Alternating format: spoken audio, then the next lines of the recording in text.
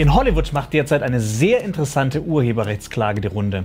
Ein amerikanischer Richter namens John Tiger klärt gerade die Frage, ob Filme wie Guardians of the Galaxy, Die Schöne und das Biest oder Deadpool beschlagnahmt und vernichtet werden müssen. Ja, ihr habt euch nicht verhört. Grund hierfür ist die Firma Digital Domain 3.0. Dieses amerikanische Unternehmen für visuelle Effekte hat für die besagten Filme und Firmen wie Disney, Paramount und 20th Century Fox Motion Capturing Aufnahmen gemacht.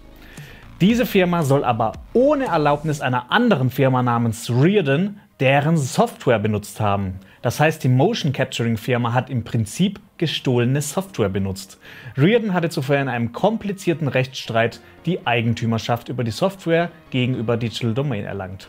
Die Klägerfirma Reardon geht es aber vor allem gegen die Produktionsfirmen, die dahinter stehen, vor. Disney, Paramount und Fox sollen davon gewusst haben, dass die Software illegal eingesetzt worden sei, behauptet Reardon.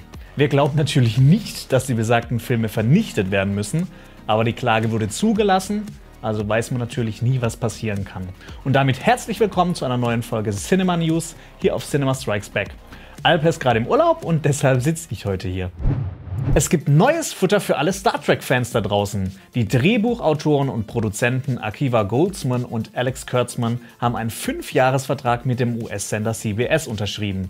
Akiva Goldsman hat unter anderem schon an Star Trek Discovery mitgearbeitet und Kurtzman ist derzeit der Showrunner der neuesten Star Trek-Serie. Die beiden sollen jetzt an mehreren Spin-off-Ideen im Star Trek-Universum arbeiten. Beispielsweise an einer Serie, die nur an der Sternenakademie spielt, oder eine Serie über den Kultbösewicht Khan. Die interessanteste Idee, die bisher aufkam, ist aber ein Spin-off über den legendären Captain Jean-Luc Picard. Manche Gerüchte besagen auch, dass Patrick Stewart dafür in seine Paraderolle zurückkehren soll. Nähere Infos wird es wahrscheinlich auf der diesjährigen Comic-Con in San Diego geben, die im Juli stattfindet. Und von Star Trek kommen wir direkt zu Star Wars. Letzte Woche gab es zahlreiche Meldungen zu den Spin-offs zu Boba Fett und Obi-Wan. Die sollen ja beide gerade in der Mache sein. Alle Spin-off sollen jetzt abgesagt werden, da Solo A Star Wars Story so gefloppt ist. Jetzt stellt es sich aber heraus, dass das eine Falschmeldung ist. Man habe aus manchen Informationen einfach falsche Schlüsse gezogen. Lucasfilm soll nämlich reservierte Bereiche in den Pinewood Studios in London aufgegeben haben und viele Leute hätten angenommen, dass da Boba Fett und Obi-Wan gefilmt werden sollten. Gerüchten zufolge haben man bereits an beiden Filmen gearbeitet, die seien jetzt aber auf Eis gelegt worden. Andere Gerüchte besagen jetzt aber auch, dass man zwar an Boba Fett weiterarbeite, aber mit einem viel geringeren Budget. Laut Making Star Wars arbeitet man derzeit an einem Ableger über den Raumhafen Mos Eisley. Der Titel soll dabei Mos Eisley Spaceport A Star Wars Story sein. Ob das stimmt, wird sich aber noch zeigen. Aber es gibt weitere Gerüchte zu Star Wars. Lucasfilm wollte angeblich den Start von Solo nach dem Regiewechsel ursprünglich vom Mai 2018 in den Dezember 2018 verschieben. Der Mutterkonzern Disney hätte dem aber einen Riegel vorgeschoben. Selber schuld, wenn es stimmt. Und zu Disney gibt es aber noch weitere Neuigkeiten. Der US-amerikanische Medienkonzern versucht nun schon seit längerer Zeit, seinen Konkurrenten 21st Century Fox zu kaufen. Ganze 52,4 Milliarden US-Dollar wollte das Unternehmen zahlen. Aber der Deal musste aufgrund der Gefahr der Monopolisierung erst geprüft werden, beziehungsweise er befindet sich immer noch in der Prüfung.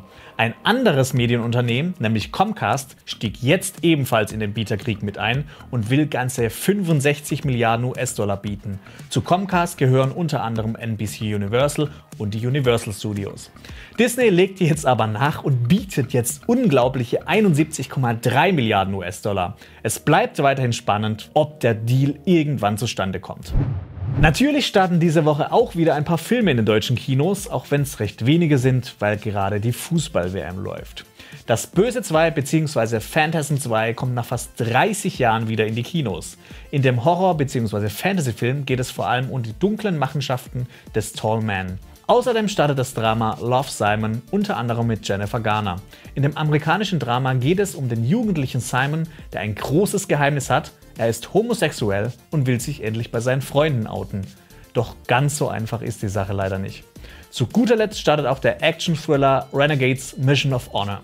Darin geht es um 5 Navy Seals, die auf der Jagd nach einem Schatz aus dem Zweiten Weltkrieg sind. In der Serienwelt gibt es selbstverständlich auch ein paar Starts. Auf Amazon startet die 3. Staffel von Preacher. Darin geht es um den Priester Jesse Custer, der mit Hilfe seiner Stimme Leute dazu bringen kann, zu tun, was er will. Auf Netflix startet die 1. Staffel von Secret City, eine Miniserie über politische Intrigen und Verschwörungen.